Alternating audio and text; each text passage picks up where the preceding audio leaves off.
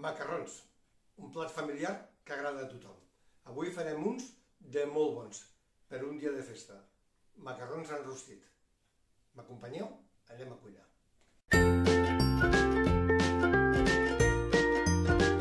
Comencem a cuinar. Macarrons en rostit. I com que són macarrons rostit, el primer que farem serà el rostit. Avui farem macarrons en rostit per 6 persones o 4 si tenen molta gana. Això ja depèn.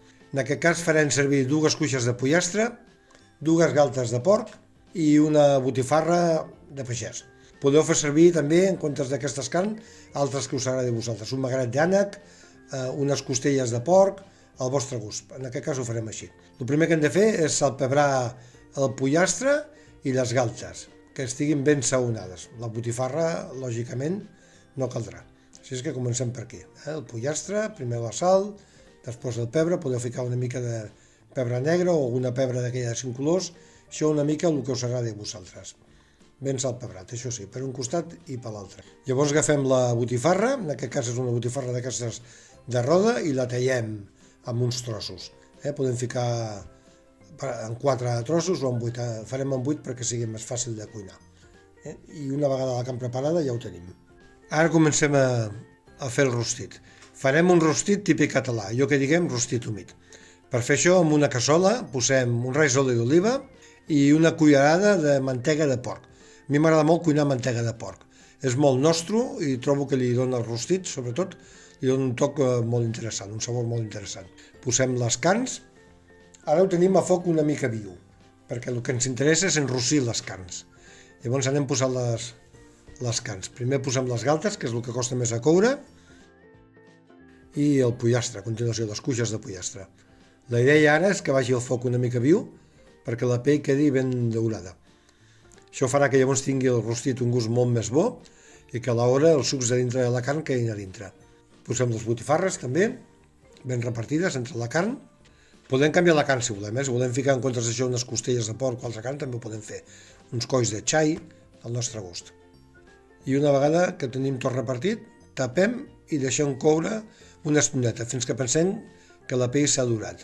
Llavors ens destapem i anem girant la carn perquè es dori per l'altre costat, per enrossir-la una mica per tots costats, per fer aquest efecte que us deia. Tornem a tapar la cassola i ara deixem que es torni a enrossir lo suficient. Una vegada que ja hem vist que està arròs per tots costats, és el moment de ficar els aromàtics i les verdures. Una cabeça d'alls, li hem tret les 2 o 3 peles més externes, 3 o 4 cebes de figueres, si hi ha alguna més gran la podeu tallar pel mig. Si no teniu de figueres, feu ceba normal. Aquí podeu ficar un porro, una branca d'api, el que us agradi. A mi m'agrada també ficar unes pastanagues pelades, senceres, si són molt grosses també les podeu tallar pel mig. I uns tomàquets d'aquests de ramellet, de penjar, que és el que li donarà un toc d'humetat i un toc de gust àcid.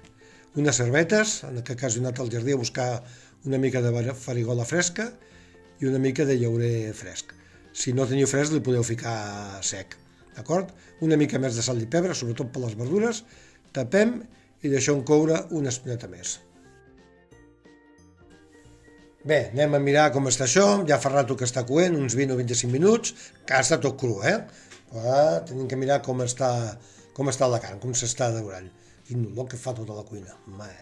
Vinga, anem girant la carn, les cuixes, les galtes, aviam que no se vagin enrossint per tots costats a l'hora, anem donant la volta, anem mirant les botifarres, que és el que es cou més abans, les posarem per sobre, que no s'agafin a la cassola, la botifarra es cou de seguida.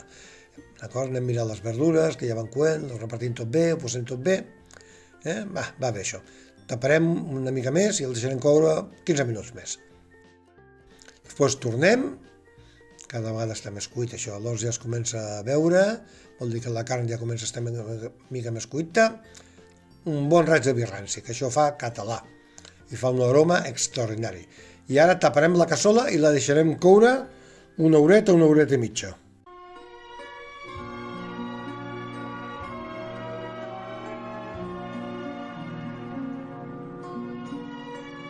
Bé, tornem a la cuina.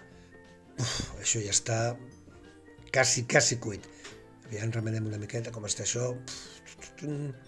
Bé, la verdura ja està quasi cuita, el pollastre està perfectament cuit. Quasi ho tenim, això, Quin olor que fa. Fa olor de rostit a tota la cuina i a tota la casa. Tapem i jo crec que en 10 minuts ja ho tindrem.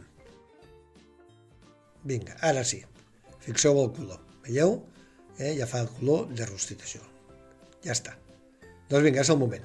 Ja tenim la primera part dels macarrons fets. Ara tenim una mica de feina, tenim que treure tota la carn de la cassola per dessossar-la. Vinga, ja la tenim aquí, a la fusta, deixem que se refredi una mica per poder-la manipular.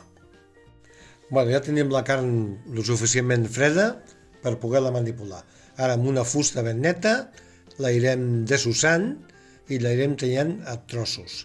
Podem tallar-la a la mida que vulguem, o piquar-la petit, o un talls més grossos, o fer 3 talls de cada galta, això una mica al vostre gust.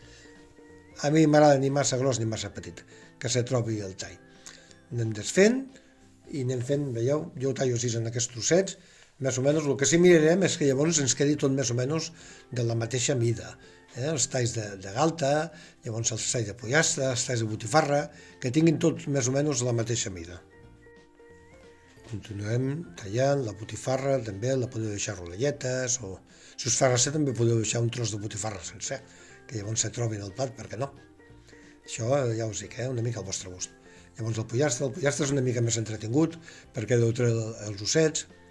Aquí podeu tallar-lo igual, podeu deixar la pell, la podeu treure, depèn si voleu que sigui més dietètic o menys, d'acord? I llavors arribem a les verdures el mateix, a trossets. Veieu, està la verdura molt ben cuita, doncs la anem tallant,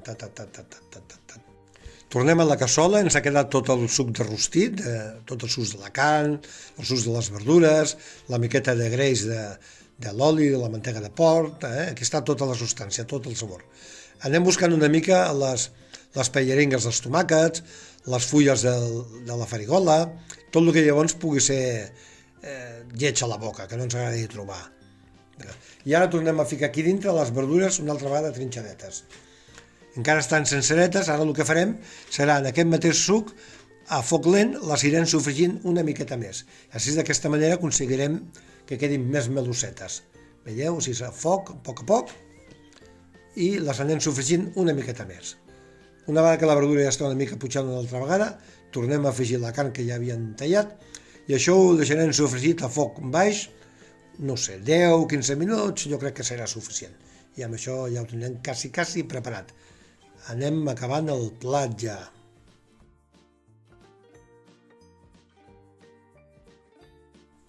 Mentre les verduretes van fent xup-xup, sofregint a poquet a poc, anem a bullir la pasta. Macarrons.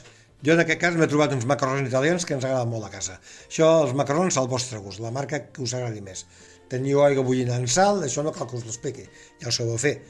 Que n'hi hagi força aigua, no es fica oli, no es fica res. Aigua i sal, els macarrons que us agradi, i els feu bullir fins que us agradi a vosaltres. Seguiu les instruccions del paquet o no, al vostre gust. Allarguem la carn rostida amb una mica d'aigua de cocció de la pasta i que farà tot una mica de xup-xup. Això ens ajudarà a lligar la pasta amb els macarrons, amb la carn, lligar-lo tot amb aquest.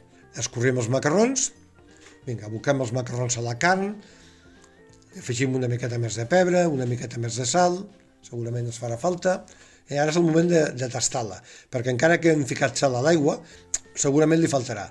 Tasteu-la, poseu el que convingui, una mica més de pebre o una mica menys, si us agraden més picantets, i anem remenant. I ara ho deixarem al foc també, a foc baix, ara a foc molt baix, que vagi fent petit rostit. Mireu, se'n recordeu del cap d'alls que tenien reservat? Doncs vinga, està ben escalivat, està ben cuit, i ara aquests alls ja són pura crema. I fixeu-se, els munyirem a sobre dels macarrons. Buah, que poques. I li ficarem també, li posarem una mica de formatge ratllat, el que ens agradi. Jo tinc un de cabra que ens agrada a casa, però podeu posar el que us agradi a vosaltres, un formatge sec. Aquest formatge el fiquem a la cassola, llavors li posarem més. Però li posem aquí perquè servirà per lligar la pasta, per remenar-los una mica, com si fos un risotto, per dir alguna cosa, que no és el cas. Però així, entre la pasta d'alls i el formatge, doncs fa que tot lligui una mica. Remenem i això ja està. Mare de Déu santíssima, quins macarrons tan bons que ens han quedat. Buah, quin aroma que fa. Vinga, cap al plat. Ara ja cap al plat, això ja està fet. Ja només queda gaudir-se. Un bon plat. Vinga, ja ho tenim això a punt d'anar a taula. Li posarem una mica més de formatge. Vinga, raca, que no n'hi falti de formatge. I en el formatge no estalvieu, un bon formatge, que sigui bo.